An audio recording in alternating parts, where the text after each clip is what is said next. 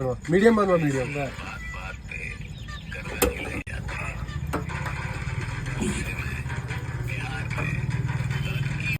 ये शेव बारीक शेव. बारीक शेव. त्याच्यावर मस्त कांदा चटपटा लागासाठी कांदा टाकायचा. कांदा टमाटा व टमाटर टाकायचा. थोडी पुदिन्याची चटणी. हरी चटणी पुदिन्याची. चाट मसाला. चाट मसाला.